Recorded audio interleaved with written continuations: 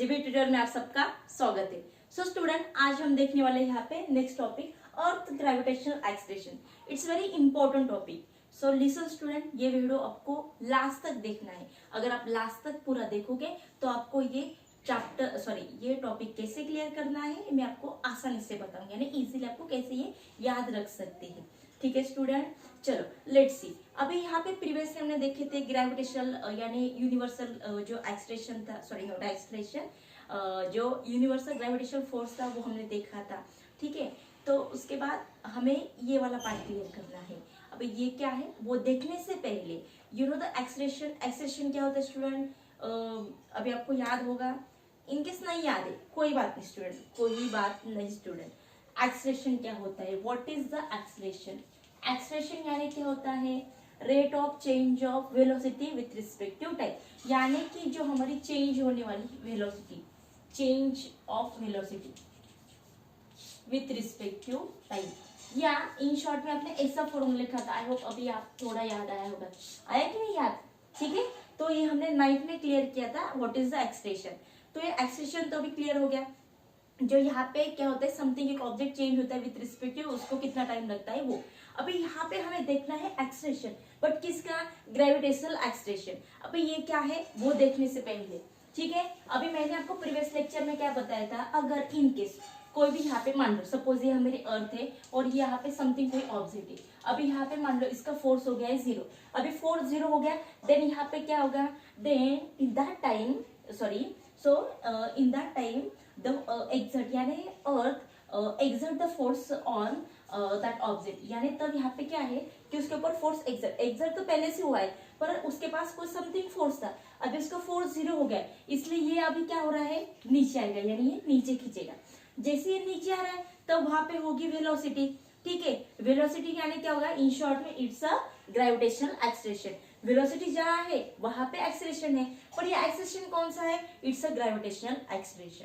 Clear student? तो देखो इन short में इसको लिखेंगे कैसे हम? सी, जैसे कि we know the object receiving, थोड़ा यहां से लिख के रहते स्टार्टिंग से कि आपको पूरा क्लियर हो जाए, स्ट्रेट आ जाए। द ऑब्जेक्ट रिसीविंग या receiving and acceleration due to force of gravity on it. See here student, the object receiving an acceleration due to the force of gravity, यानी फोर्स ऑफ ग्रेविटी से यहाँ पे क्या होता है, जो यहाँ पे एक्सलेशन आता है ऑब्जेक्ट के ऊपर, this is called as a gravitational acceleration. आया तो आपको 1 मार्क्स के लिए पूछा जा सकता है या आपको ये पूछा भी नहीं जाएगा। Is that clear? अब यहाँ पे मेन पार्ट क्या है, ये भी इसका सिंबल है, इसे हम लिखते हैं स्मॉल जी से। स्मॉल जी जहां आ गया वो है हमारा इट्स अ ग्रेविटेशनल एक्सलेशन। अभी यहाँ पे क्या है? It's a vector quantity. You know student, vector quantity, what is the vector quantity? कितने वेक्टर क्वांटिटी आपको पता है और स्केलर क्वांटिटी आपको पता है, वो अभी यहाँ पे मैसेज में डालना है। यस, आपके कमेंट से आपको पता, आपके कमेंट जो है उसमें से मुझे पता चलेगा कि किन लोगों को आपको वेक्टर क्वांटिटी और स्केलर क्वांटिटी पता है। ठीक है स्टूडेंट, जैसे कि यहाँ पे 9th में हमने क्लियर किया था, डिस्टेंस है, डिस्प्लेसमेंट है, स्पीड है, देन उसके बाद टाइम है, टेम्परेचर है, तो वेलोसिटी यानी कि which one is a vector quantity, which one is a scalar quantity, ये आपको कमेंट में मुझे यहाँ पे सेंड करना है। ठीक है, चलो इट्स योर होमवर्क। अभी यहाँ पे क्या है? It's a vector quantity. अगर वेक्टर क्वांटिटी पता नहीं है तो मैं पहले आपको क्लियर कर देती हूँ। वेक्टर क्वांटिटी क्या होती है स्टूडेंट, कि अगर यहाँ पे if the any object, okay, if any substance show the magnitude and also the direction, यानी कोई भी जो सब्सटेंस है, यानी समथिंग सब्सटेंस है यहाँ पे, कि कोई भी जो पार्ट है यहाँ पे, यूनिट, वो यहाँ पे क्या कर रहा है कि डायरेक्शन और मैग्नीट्यूड दोनों मेंशन कर रहा है। मैग्नीट्यूड यानी क्या होता है? Magnitude and also the direction. ठीक है, यानी यहाँ पे देखो कि जैसे कि एक्सलेशन, अगर यहाँ पे समथिंग यहाँ से यहाँ तक चीज जा रही, तो समथिंग को यहाँ पे क्या हो रहा है, कहाँ जा रही है? डायरेक्शन आ गया।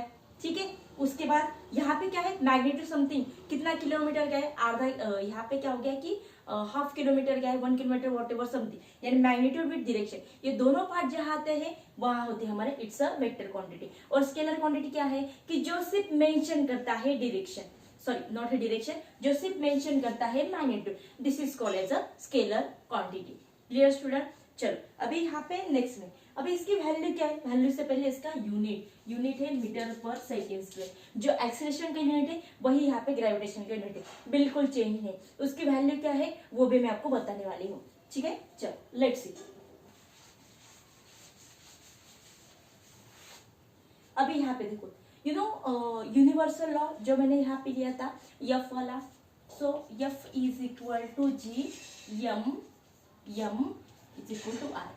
अभी यम ये क्या है, सॉरी कैपिटल यम यानी यम यानी क्या था, it's a mass of earth, ठीक है। और ये स्मॉल यम यानी क्या है, it's a mass of object, ठीक है।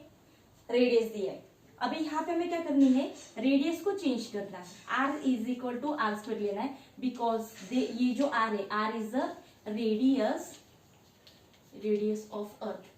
तो हम यहाँ पे क्या करेंगे student, F is equal to G M ऐसे रखेंगे, ये आर को रिप्लेस करके हमने यहाँ पे लिखा है आर स्क्वायर।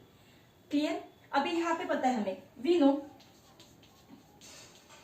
एफ फोर्स हमें पता है, यहाँ पे न्यूटन सेकेंड लॉ यम ए।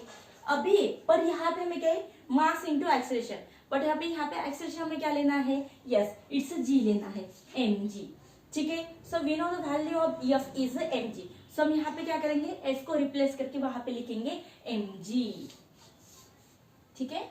तो मैं यहां से स्टार्ट करती हूँ, M G is equal to G M R square.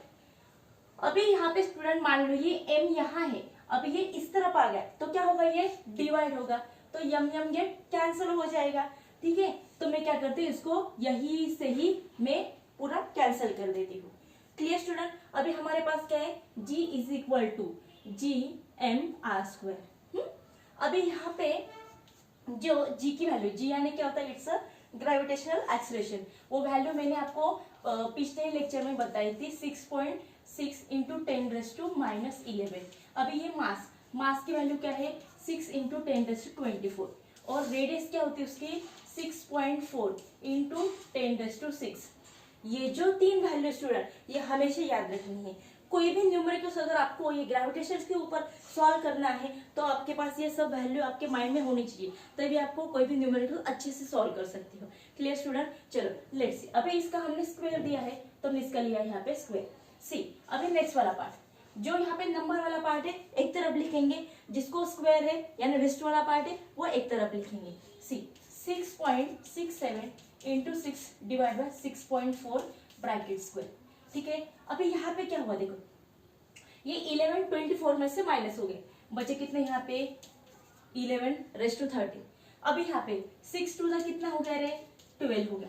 अभी ये 10⁻12 ऊपर गया तो क्या होगा, इट्स अ माइनस, इसको ऊपर लेते हैं माइनस, 13 में से 12 गए, बचे कितने 1, ठीक है। तो यही पे ही क्लियर करते हैं, आगे आपका 1, ठीक है। अब ये पूरा सॉल्व करने के बाद इसका आंसर आता है 0.977 इंटू 10⁻1, ठीक है। अभी इसको मैंने ऐसे लिखा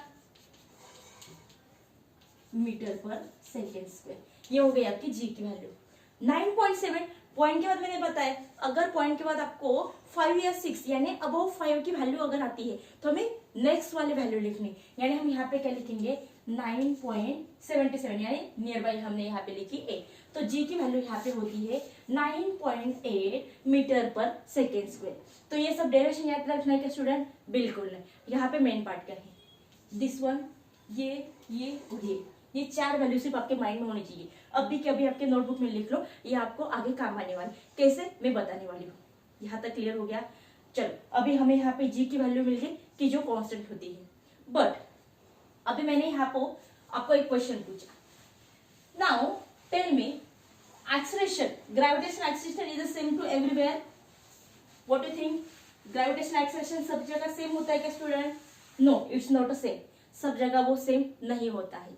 वाई? बिकॉज सब जगह यहाँ पे रेडियस सेम होगा क्या, मास सेम होगा क्या, नहीं। इसलिए यहाँ पे जो जी है वो वैरी यानी कि क्या होता है, यहाँ पे वैरी होता है, means the value of G is variation या वैरी होता है। तो वही हमें यहाँ पे देखना है। तो मेन क्वेश्चन आपको नीचे जो दिया है वेरिएशन वैल्यू ऑफ जी, उसके ऊपर आने वाला है। ठीक है, तो वो क्या है वही हम देखने वाले, variation in value of G, variation in value of G. ठीक है, सो सी हियर, अभी यहाँ पे फर्स्ट में हमें देखना है ए। अभी ए हमें यहाँ पे क्या दिया है कि अगर कोई भी चीज सरफेस के ऊपर दी, देखो जैसे दिया change along the surface of the earth, change along the surface of the earth. ठीक है, चलो अभी यहाँ पे देखो, जैसे मैंने स्टार्टिंग से आपको बता रही हूँ, our earth is not in a circle form, it's in a elliptical form. वो क्या है यहाँ पे, इलेप्टिकल फॉर्म है। तो मैंने यहाँ पे एक डायग्राम निकाली है, ये हमने निकाला है यहाँ पे, इट्स अ पोल, ये हो गया हमारा पोल, साउथ नॉर्थ पोल, और it's a इक्वेटोर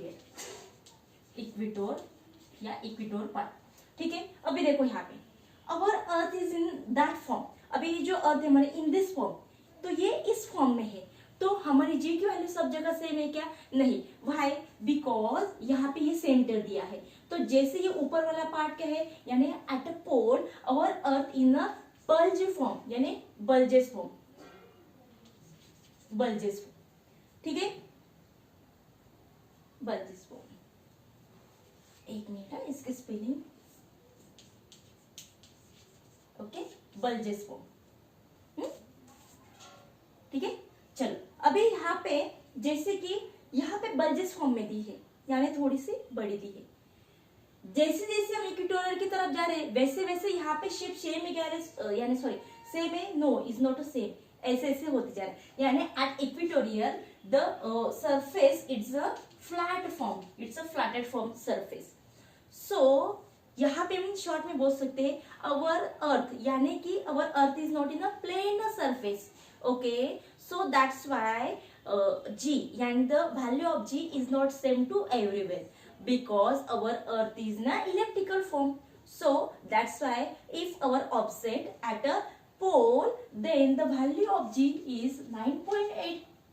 And if our offset at equatorial, then the value of G is 9.73. ठीक है, क्लियर? या 78, एक्चुअली मेन पार्ट यहाँ पे दिया है 9.8 और 9.7, यही इसमें मेन। क्लियर हो गया स्टूडेंट? चलो अभी यहाँ अगर आपको एक्सप्लेनेशन में आए तो वही आपको लिखना है जो मैंने आपको बताया। एक बार फिर से बताती हूँ कि यहाँ पे क्या लिखना है, our earth is not same, या इन शॉर्ट में आप लिख सकते हैं our earth is not in a plane surface, because our earth in a elliptical form. So that's why when our offset at a pole, then the value of G is 9.883, and if our offset is at equatorial, then the value of G is 9.78. Okay, so तो यही हमें यहाँ पे लिखना है। That's it, हो गया। चलो नाउ द नेक्स्ट पार्ट। अभी नेक्स्ट में हमें देखना है यहाँ पे चेंज विथ हाइट, यानी कि जहाँ पे क्या होती है हमारी हाइट चेंज होती है, यानी बिकॉज ऑफ हाइट हमारी जी यहाँ पे चेंज हो रही है, तो वो क्या है वही हमें देखना है। Change with height, change with height, see. अभी मैंने यहाँ पे सिर्फ अर्थ का एक पार्ट निकाला है, ठीक है। मान लो यहाँ पे दिया हमें सेंटर। अभी यहाँ पे देखो, सपोज हमारी ऑब्जेक्ट यहाँ है, तब यहाँ पे रेडियस समथिंग, यहाँ पे मान लो ये रेडियस है हमारा 5, इतना रेडियस दिया। Now our object at here, okay. पहले ऑब्जेक्ट हमारा यहाँ था, अभी ऑब्जेक्ट यहाँ है, ओके। सो अभी यहाँ पे रेडियस ऑब्जेक्ट इससे ज्यादा होगी, तो मान लो यहाँ पे रेडियस मैंने ली, suppose our radius is a 10, ठीक है। सो लिसन, अभी यहाँ पे मैं आपको एक छोटा सा एक्सपेरिमेंट बताती हूँ, एक एक्टिविटी। अभी आप मुझे आंसर देना स्टूडेंट। मान लो मैंने यहाँ पे एक पेपर लिया है, इसकी रेडियस यानी इसकी हाइट दी है, रेडियस इन शॉर्ट में हम हाइट बोल सकते हैं, इसकी हाइट, अभी यहाँ पे हाइट बोलते हैं क्योंकि हाइट दिया है, रेडियस को थोड़ा सा स्किप करते हैं। हाइट हमारी यहाँ पे दी है 10, ठीक है, तो क्या लगता है आपको, ये पेपर जलेगा क्या? नहीं, ठीक है, समथिंग ज्यादा है। मान लो अभी पेपर यहाँ पे, तो आप बोलोगे हाँ मैडम जलेगा, पर यहाँ पे थोड़ा सा टाइम लगेगा, यानी पहले थोड़ा ब्लैक होगा, उसके बाद धीरे धीरे ये जलना स्टार्ट होगा। मैंने बोला चलो ये पेपर को हटा के मैंने यहाँ रख दिया, तो अब बोलो यहाँ पे आप बोलोगे मैडम सडनली ये पूरा जल के पूरा यानी इसकी ऐश फॉर्म हो जाएगी। तो यहाँ पे आपको समझ में आएगा स्टूडेंट, जैसे जैसे ऊपर जा रही वैसे वैसे हीट कम होती जा रही, जैसे जैसे हम यहाँ पे कैंडल की तरफ आ रहे वैसे यानी कि फ्लेम की तरफ आ रहे वैसे वैसे इसकी हीट क्या है वहां पे ज्यादा है। तो यही बात यहाँ पे देखनी है, यानी कि जब हमारी हाइट कम है, ओके, व्हेन अवर हाइट या मीन्स आपके ऑब्जेक्ट की हाइट कम है तब जी की वैल्यू ज्यादा होगी, पर जब जहाँ पे हमारी हाइट ज्यादा है तो वहां पे जी की वैल्यू क्या होगी? यस एग्जैक्टली, वहां पे जी की वैल्यू क्या होगी हमारी? कम होगी। तो इन शॉर्ट में हम यहाँ पे ऐसे लिख सकते हैं, ठीक है, height when height is max then G is minimum. और जब हमारी हाइट क्या होगी स्टूडेंट? मिनिमम होगी, तब जी क्या होगा हमारा यहाँ पे? मैक्स होगा, यानी मैक्सिमम। तो यहाँ पे हम क्या लिख सकते हैं? When height of object is maximum, then the value of g is minimum, and when the height of object is minimum, then the value of g is maximum. Okay, इतना ही लिखना है। एक डायग्राम ड्रॉ कर लिया आपने, ऐसे आपने diagram draw करके इसको अच्छे से लिख लिया, दैट्स इट। इतना ही आपको लिखना है, यू गेट द 1 या 2 मार्क्स, 1 या 2 मार्क्स के लिए आपको ये पूछा जाएगा, ठीक है। चलो now the next part, next में हमें देखना है, उससे पहले आपको यहाँ पे एक नेक्स्ट पेज पे आपको एक अच्छे से टेबल दिया, और टेबल में आपको ना समथिंग कुछ चीजें दी है, जैसे कि अर्थ सरफेस है, उसके बाद माउंट एवरेस्ट दिया है, उसके बाद आपको यहाँ पे सैटेलाइट प्लैनेट वगैरह धीरे धीरे ऊपर जा रहा है। अभी यहाँ पे सेकेंड और थर्ड जो कॉलम है उस पर हम फोकस करेंगे। अभी फर्स्ट में तो पूरा यहाँ पे अर्थ का डाइजेस्ट दिया है, यानी 0 दिया है। माउंट एवरेस्ट की समथिंग यहाँ पे आपको किलोमीटर दिया है, 9 या 8 किलोमीटर समथिंग दिया होगा, वहां पे आपको दिया है 9.8 जी की वैल्यू दी है। और आगे जैसे आ रहे जैसे कि 36 पॉइंट समथिंग किलोमीटर दिया है, तब जी की वैल्यू यहाँ पे कम होती जा रही है। सी यानी हम यहाँ पे देख रहे हैं कि सेकेंड कॉलम में हाइट क्या हो रही? बढ़ रही, और जी की वैल्यू यहाँ पे कम होती जा रही, क्योंकि वो ज्यादातर उतना फोर्स वहां पे अप्लाई नहीं कर सकता है, ठीक है स्टूडेंट। यानी इन शॉर्ट में जी की वैल्यू सभी जगह सेम है क्या? नहीं। चलो नाउ द नेक्स्ट पार्ट, अभी नेक्स्ट में हमें क्या करना है? Depth, change with depth.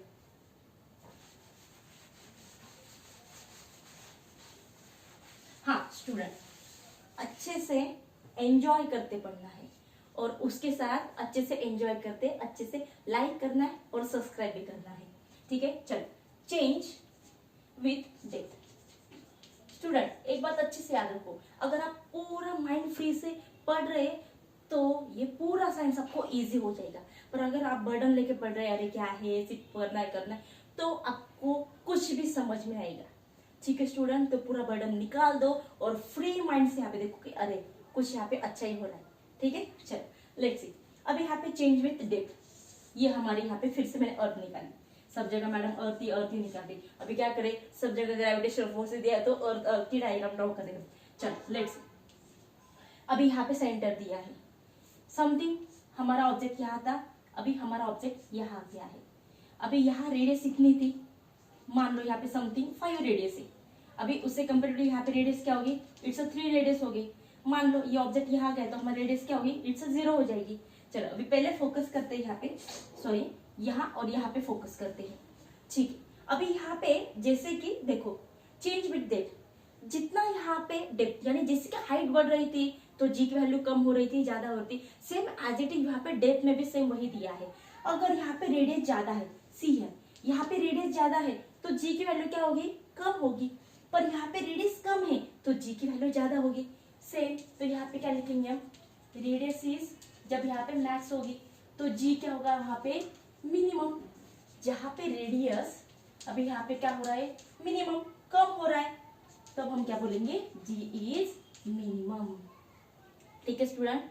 और एट वन डिस्टेंस या एट वन पॉइंट मीन जब ये सेंटर की तरफ आएगा तब यहाँ पे हमारा रेडियस भी 0 हो जाएगा और जी तो हमारा वहां पे 0 ही होगा, ठीक है। चलो अभी फोकस इन दोनों पे करते हैं। तो देखो यहाँ पे कि जैसे कि यहाँ पे हमें लिखना है कि if our object at the earth surface then the radius is maximum, and in that time value of g is minimum. But when our object is going towards the center of earth, then the radius is minimum. In that time the value of g is maximum. ठीक है, ये max करना है, maximum.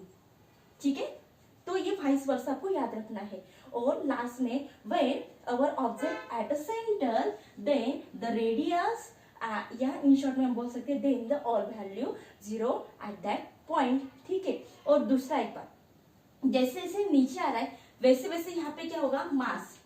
ये किसका मास है, mass of earth, अर्थ का मास जो दिया है यहाँ पे, अर्थ का मास, ये भी कम होगा. When our object going towards the center of earth, in that time our mass means the mass of earth is also a decreasing, यानी वैसे वैसे डिक्रीज होती जाएगा. कैसे, देखो अभी यहाँ पे पूरा मास पकड़ेंगे, अभी यहाँ पे इतना मास यहाँ पे कट हो गया. ठीक है स्टूडेंट, तो इतना हमने मास लिया है. ओके, तो ऐसे हमें यहाँ पे याद रखना है. तो ऐसे हमने ये पूरे 3 टॉपिक क्लियर किए. ये आपको ये 3 मार्क के लिए आ सकता है, तो अच्छे से याद रखना है. पहले हमने देखी जी की वैल्यू या बाकी वैल्यू सिर्फ माइंड में रखनी है. उसके बाद ये जो वेरिएशन फर्स्ट हमने देखा था, सरफेस, इक्वेटोरियल और ऊपर यानी पोल के ऊपर कैसे होता है. उसके बाद हाइट यहाँ पे कम ज्यादा होता है. उसके बाद डेप्थ में जैसे जैसे नीचे जा रहा है वैसे वैसे वैल्यू उसकी क्या हो रही है, वेरिएशन यानी चेंज होती जा रही है. यही आपको याद रखना है. डायग्राम याद रखो और अच्छे से वहां पे लिख के आप. ठीक है स्टूडेंट, आज हम यही रुकने वाले. आज की वीडियो आपको कैसे लगा ये कमेंट में हमें जरूर बताना. Thank you.